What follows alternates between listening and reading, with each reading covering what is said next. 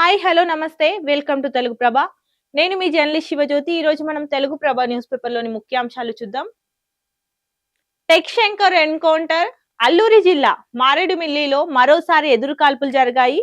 ఈ ఎదురుకాల్పుల్లో టెక్ శంకర్ కూడా మరణించినట్టు తెలుస్తుంది. సో ఇందులో 7గురు మృతి చెందగా, ఎదురుకాల్పుల్లో 7గురు మావోయిస్టులు మృతి చెందగా, అందులో 4 పురుషులు 3 మహిళలు ఉన్నట్టు తెలుస్తుంది. చూద్దాం.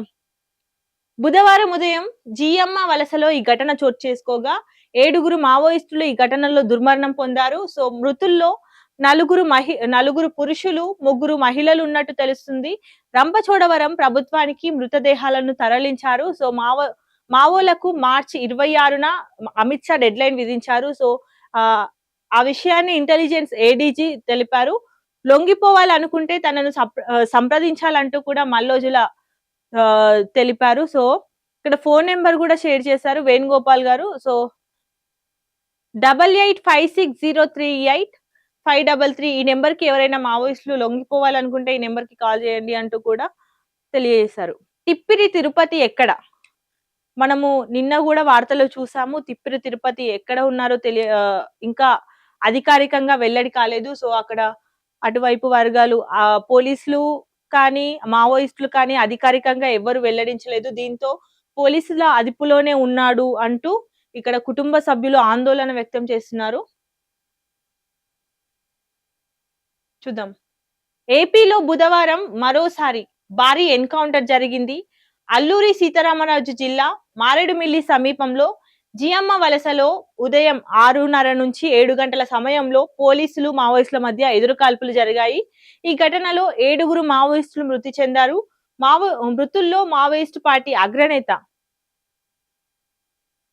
మెట్టూరి జోగారావు ఆలియాస్ టెక్ శంకర్ తో పాటు Nambala Keshavarao guard commander Jyothi alias Saritha, ఏసీఎంలు Suresh alias Ramesh, Lokesh alias Ganesh, Sainu alias Vasu, Anitha, Shammi ఉన్నారంటూ తెలుస్తుంది.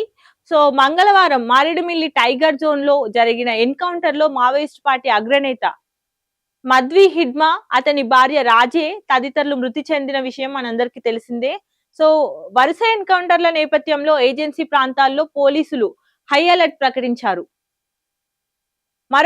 మరోవైపు రాష్ట్రంలోని వివిధ ప్రాంతాల్లో ఉన్న 50 మంది మావోయిస్టులను అరెస్ట్ చేసి భారీగా ఆయుధాలు స్వాధీనం చేసుకున్నారు. సో ఇక్కడ చూద్దాం.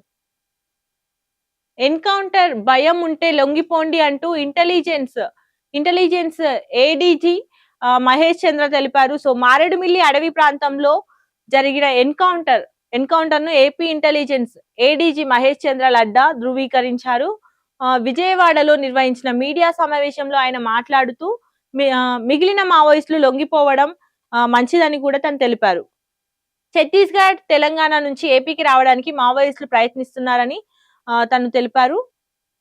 పటిష్ట నిఘా ఏర్పాటు చేసి కదలికలు గమనిస్తున్నామంటూ కూడా నవంబర్ 17న ఒక ఆపరేషన్ లాంచ్ చేశాం. 18న ఉదయం అల్లూరి సీతారామరాజు జిల్లాలో ఎదురుకాల్పులు జరిగాయి. సెంట్రల్ కమిటీ మెంబర్ హిడ్మా మద్వితో పాటు మరో 5గురు మావోయిస్టులు హతమయ్యారంటూ కూడా తను తెలిపారు. మరోవైపు ఎన్టీఆర్, కృష్ణా, ఏలూరు, కాకినాడ, కోనసీమ జిల్లాలో 50 మందిని అరెస్ట్ చేశామంటూ కూడా తను తెలిపారు. వీరిలో స్పెషల్ జోనల్ కమిటీ మెంబర్లు 3, ప్లాటూన్ మెంబర్లు 23 మంది, డివిజనల్ కమిటీ మెంబర్లు 5గురు, ఏరియా కమిటీ మెంబర్లు 19 మంది ఉన్నారంటూ కూడా తను తెలిపారు. ప్రజలకు ఎక్కడా హాని జరగకుండా ఈ అరెస్టులు చేశాం. దొరికిన మావోయిస్టుల నుంచి భారీగా ఆయుధాలు, పేలుడు పదార్థాలు కూడా స్వాధీనం చేసుకున్నామంటూ కూడా మంగళవారం జరిగిన మారేడుమిల్లి ఎన్కౌంటర్ తర్వాత కొందరు మావోయిస్టులు పారిపోయారు. వారిని కూడా పట్టుకునేందుకు బృందాలు రంగంలోకి దిగాయంటూ కూడా తను తెలిపారు. ఎదురు కాల్పుల్లోనే హిడ్మా మృతి చెందారంటూ కూడా ఇక్కడ తెలిపినట్టు తెలుస్తుంది. జర్నలిస్టులకు హిడ్మా లేఖ రాయడం గురించి తెలియదు. హిడ్మా ఎదురు కాల్పుల్లోనే చనిపోయారు. ఆయన్ను పట్టుకున్నాక చంపారనే విషయంలో వాస్తవం లేదు. మావోయిస్టు రహిత ఆంధ్రప్రదేశ్ కోసం కృషి చేస్తున్నామంటూ కూడా మావోయిస్టుల ప్లాన్ ఏంటో, కానూరులో ఎందుకున్నారో దర్యాప్తు చేస్తున్నాం. త్వరలో చాలా మంది లొంగిపోతారు. అరెస్టుల వల్ల భయపడాల్సిన అవసరం లేదు అంటూ కూడా ఛత్తీస్‌గఢ్‌లో చాలా చోట్ల దాడులు జరుగుతున్నాయి. దీంతో అక్కడి నుంచి ఇతర ప్రాంతాలకు మావోయిస్టులు వెళ్తున్నారు. ఈ క్రమంలో వారు పట్టుబడుతున్నారు అంటూ కూడా ఏడీజీ తెలిపినట్టు తెలుస్తుంది. బుధవారం ఉదయం 5 గంటల సమయంలో ఎన్‌కౌంటర్ జరిగింది. ఈ కాల్పుల్లో 7గురు మృతి చెందారు. వారిలో AOB incharge Metturi Jogarao alias Shankar మృతి చెందారు అంటూ కూడా తను తెలిపారు. సెర్చింగ్ ఆపరేషన్స్ కొనసాగుతాయి. ఏఓబీ ప్రాంతంలో మరోసారి షెల్టర్ కేంద్రంగా మార్చుకునేందుకు మావోయిస్టులు ప్రయత్నిస్తున్నారంటూ కూడా తను తెలిపారు. ఛత్తీస్‌గఢ్ నుంచి మావోయిస్టులను ఇక్కడకు పంపుతున్నారు అని కూడా తను తెలిపారు. మృతదేహాలకు పోస్టుమార్టం పూర్తయ్యాక వారి కుటుంబ సభ్యులకు అప్పగిస్తామన్నారు.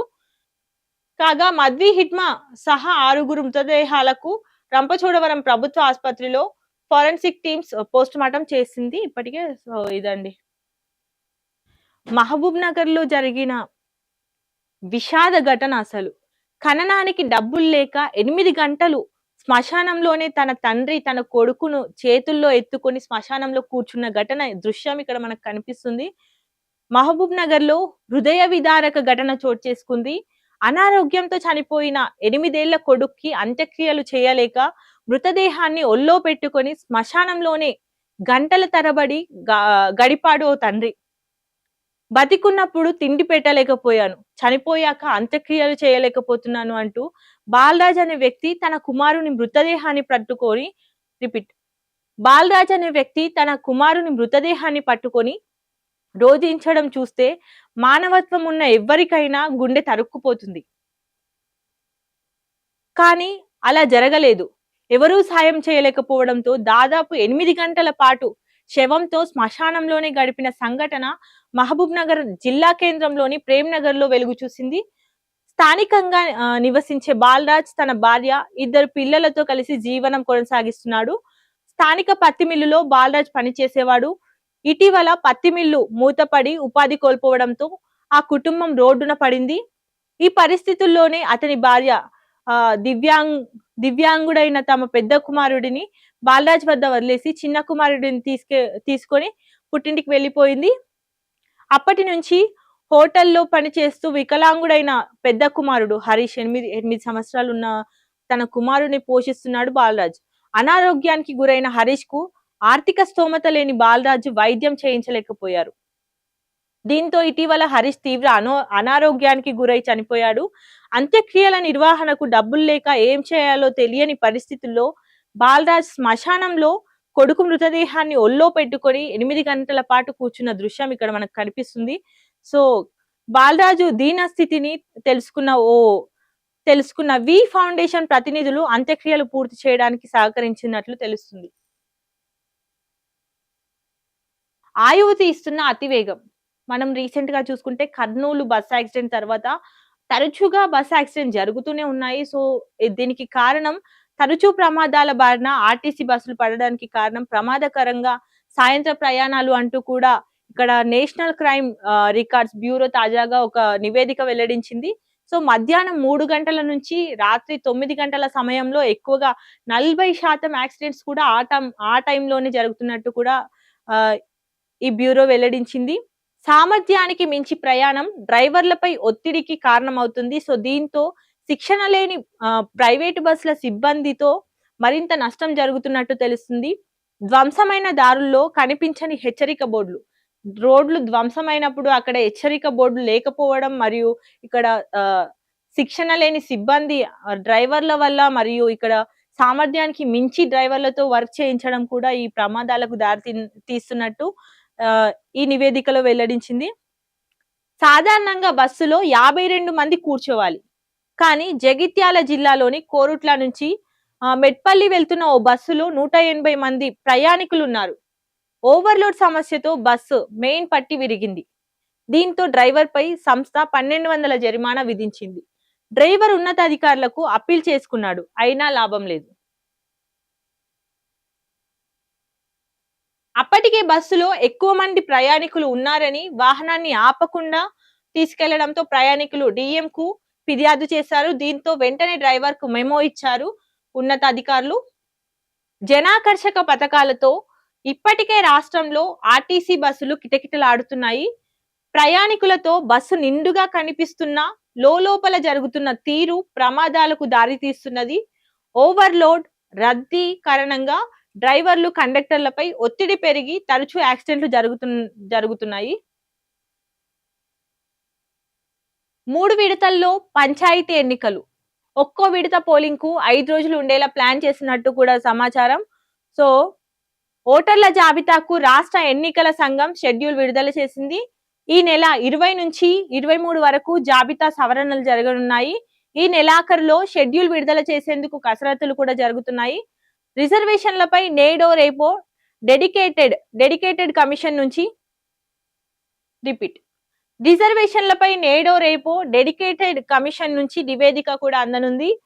బీసీలకు 42% సీట్లలో మద్దతు ఇచ్చేలా కాంగ్రెస్ ప్రణాళికలు చేస్తున్నట్టు తెలుస్తుంది. చూద్దాం. సర్పంచ్ ఎన్నికలకు రాష్ట్ర ఎన్నికల సంఘంతో పాటు ప్రభుత్వం కూడా వేగంగా కసరత్తు చేస్తుంది. ఈ నేపథ్యంలో గ్రామ పంచాయతీల్లో ఈ నెల 20 నుంచి 23వ తేదీ వరకు ఓటర్ల జాబితా సవరించాలని ఈసీ షెడ్యూల్ ప్రకటించింది. 3 విడతల్లో ఎన్నికలు నిర్వహించేలా సర్కారు ప్రణాళిక చేస్తుంది. ఒక్కో విడత పోలింగ్ కు సుమారు 5 రోజుల గ్యాప్ ఉండేలా చర్యలు తీసుకుంటుంది.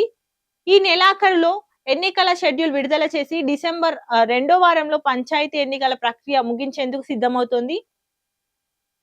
డెడికేటెడ్ కమిషన్ పంచాయతీ ఎన్నికల కోసం గతంలోనే 2 విధాలుగా రిజర్వేషన్లు ఖరారు చేసింది. ఇందులో ఒకటి బీసీలకు 42% కాగా మరొకటి అన్ని రిజర్వేషన్లు కలిపి 50% లోపు ఉండేలా రెడీ చేసింది. అయితే 50% లోపు రిజర్వేషన్లు జాబితాను మరోసారి పరిశీలించి డెడికేషన్ కమిషన్ ప్రభుత్వానికి నివేదించనుంది. వాస్తవానికి పంచాయతీ ఎన్నికలు పార్టీల గుర్తుపై ఉండవు. ఆయా అభ్యర్థులకు పార్టీ మద్దతు మాత్రమే ఇస్తుంది. ఈ నేపథ్యంలో కాంగ్రెస్ పార్టీ మద్దతుతో పోటీ చేసే స్థానాల్లో బీసీలకు 42% రిజర్వేషన్లు కల్పిస్తామని ప్రకటించింది. విద్యావకాశాలు అందరికీ సమానంగా అందాలి అంటూ కూడా ఇక్కడ ప్రభుత్వ పాఠశాలల్లో 35% చేరికలు ఉంటే ప్రైవేట్ అండ్ ఎయిడ్ పాఠశాలల్లో 65% 65% చేరికలున్నట్టు తెలుస్తుంది. ఈ తేడాను సవరించేందుకు ప్రభుత్వం చర్యలు తీసుకుంటుంది. ప్రభుత్వ పాఠశాలల్లో పెరుగుతున్న జీఈఆర్ 19 మంది విద్యార్థులకు ఒక ఉపాధ్యాయుడు ఉండాలంటూ కూడా ఇక్కడ చర్యలు తీసుకుంటున్నారు. ఏఏపీసీల ద్వారా పాఠశాలల్లో అన్ని సదుపాయాలు కల్పించడానికి చూస్తున్నారు. స్థానికుల భాగస్వామ్యంతో చురుగ్గా పనులు. రాష్ట్రంలో పిల్లలందరికీ సమాన విద్యావకాశాలు కల్పించాలన్న ఉద్దేశంతో రాష్ట్ర ప్రభుత్వం పలు చర్యలు చేపడుతోంది. ప్రస్తుతం ప్రభుత్వ పాఠశాలల్లో 35% మంది చేరుతుండగా ప్రైవేట్ అండ్ ఎయిడ్ పాఠశాలల్లో మాత్రం 65% మంది చేరుతున్నారు. ఈ తేడాను సవరించడానికి ప్రభుత్వం పటిష్ట చర్యలు చేపడుతోంది. రెసిడెన్షియల్ పాఠశాలలను ఏర్పాటు చేస్తుంది. దీంతో ప్రభుత్వ పాఠశాలల్లో స్థూల చేరికలు నిష్పత్తి మెరుగుపడుతోంది. దీనికి తోడు సగటు 19 మంది విద్యార్థులకు ఒక్కో ఉపాధ్యాయుడు ఉండడంతో బోధన నాణ్యత మెరుగ్గా ఉంటోంది. పాఠశాలల్లో సదుపాయాల కల్పనకు ఏఐసిసి ఏర్పాటుతో పనులు చురుగ్గా కొనసాగుతున్నాయి. మహిళల ఉత్పత్తులకు అమెజాన్ తో అగ్రిమెంట్. వారిని ప్రపంచానికి పరిచయం చేస్తామంటూ కూడా ఇందిరా మహిళా శక్తి చీరల పంపిణీ కార్యక్రమంలో మహిళా సంఘాలతో వీడియో కాన్ఫరెన్స్ లో సీఎం రేవంత్ రెడ్డి మాట్లాడారు. ఆడబిడ్డలకు చీర సారే తెలంగాణ సాంప్రదాయం అంటూ కూడా తను వ్యాఖ్యానించారు. మహిళల ఉన్నతి, తెలంగాణ ప్రగతి పేరిట చీరల పంపిణీ జరిగింది.